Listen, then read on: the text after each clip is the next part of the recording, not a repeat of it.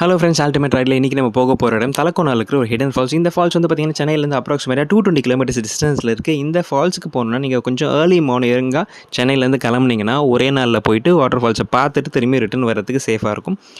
இங்கே வந்து பார்த்திங்கன்னா பார்க்கிங்க்கெல்லாமே நிறைய இடம் இருக்குது. பார்க்கிங்க்கு வந்து பார்த்திங்கன்னா பைக்குக்கு 15 ருபீஸ் சார்ஜ் பண்ணுறாங்க.